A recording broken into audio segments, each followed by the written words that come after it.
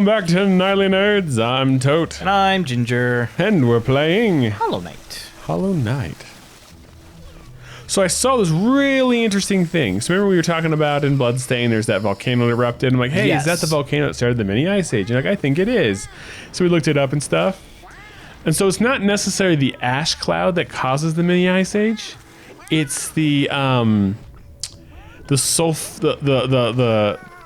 that has high concentrations of sulfur in it, which is like, it makes it lighter, it makes it go higher in the air, and it combines with water molecules and becomes sulfuric acid.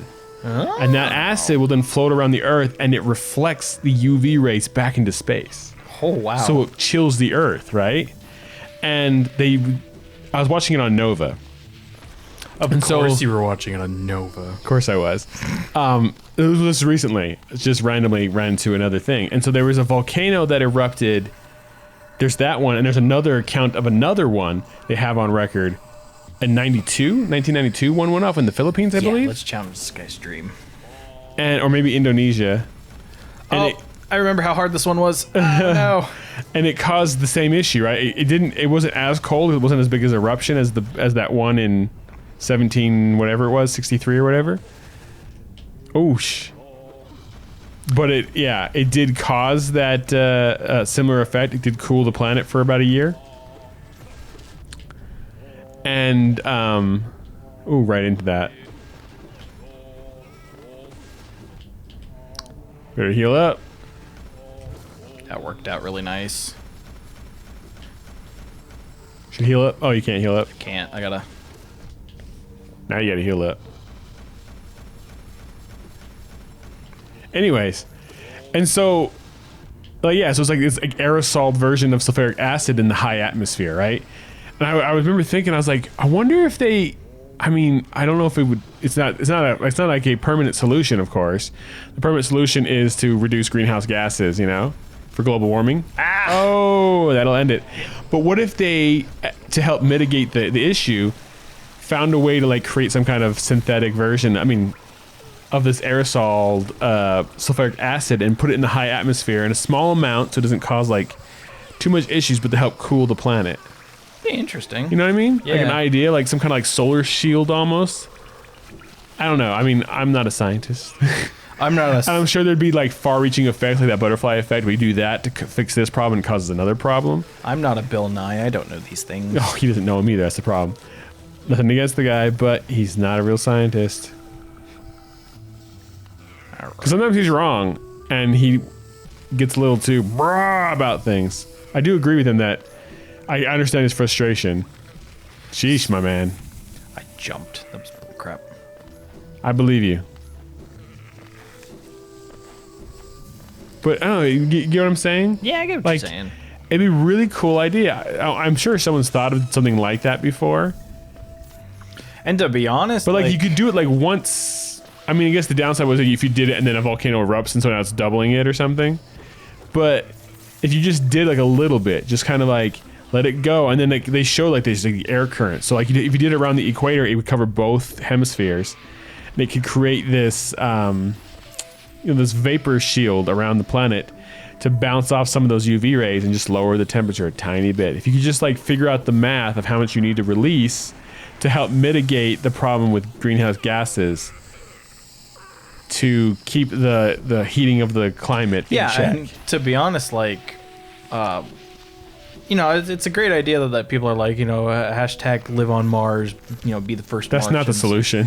It's not the solution, but it's if you realistically want that to be a solution, we have to learn how to terraform and create/fix our own atmosphere. Yeah, if we can do that, then we can create an atmosphere. Well, we do. Sheesh, my man. Woo.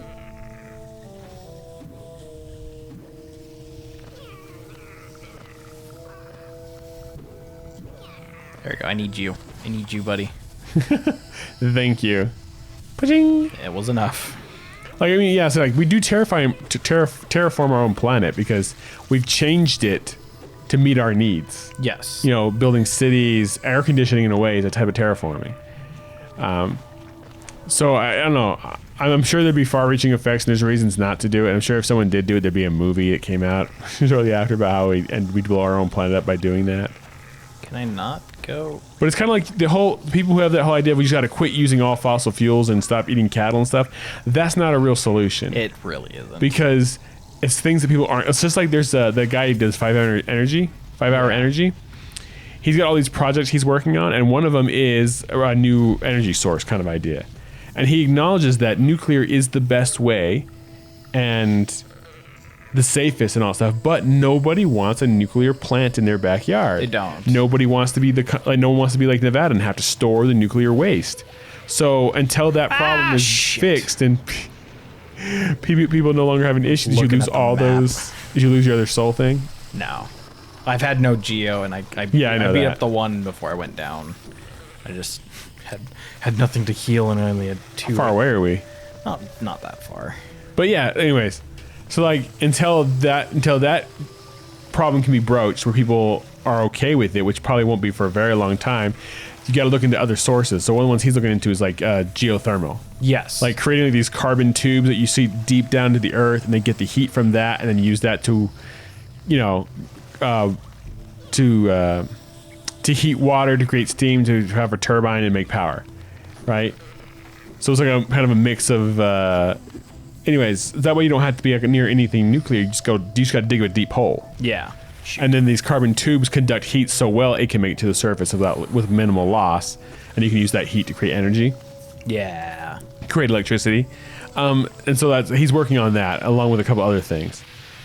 And I feel like that's the same with what we're working on right now with the global warming thing is. Until we can get to a point where people are okay with not burning, without any fossil fuels being needed to burn at all. Because if we just quit today, the price of electricity would go so high that they would literally kill people. Because there'd be people in poor places that would not have access to electricity, and that can lead to all kinds of problems. It's a slow change. Yeah, you've got to make it gradual. And so in the meantime, maybe to mitigate greenhouse gases, that could be the solution. I don't know I'm sure I'm probably totally wrong, but I'm just trying to think outside the box. You know what I mean? So all I'm saying is we need some sulfuric acid sprayed into the sky, and that'll fix everything. We need to just take some sulfuric acid and throw it in a bunch of bitches' faces, and they never touch our man. Hashtag triggered. They'll never touch our mans ever again. That's a big issue in England, man. Do you know that? It is. Knife attacks and... I didn't mean to bump into him, but that's fine. I'd rather take 1 damage than 2. And acid attacks. Like they had like a problem with acid, and so then they made it hard to get acid. And then knife attacks went back up, and they made it so you couldn't carry a knife, and then acid attacks went back up. Because that's just because humans are violent. Humans are assholes. Okay, so we're gonna keep going this way because I forgot that when you first enter the City of Tears, it locks from the inside. So that normal way I got into the City of Tears for the first time, I can't do anymore. Ah. So I got to get to Mr. Stag Beetle. So we need one more upgrade for our guy, right? Yeah. That's the goal. That's the goal, is to get the last upgrade and then move on. Nope, I got to go up. Gotta go right? I got to go up. Uppity, uppity, up. I don't even know how you know where you're going. Again, we've talked about this. I don't know why you just... I tried to pogo on him. Yeah. To get over him, because I didn't necessarily want to fight him. I go up, and yep, then I pogo up this guy.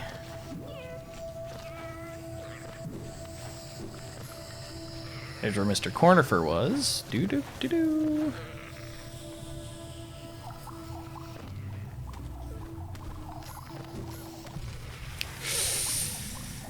That hurt.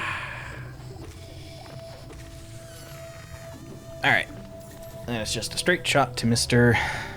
Stag Beetle. Yep, because we're at the Queen Station. Whoop.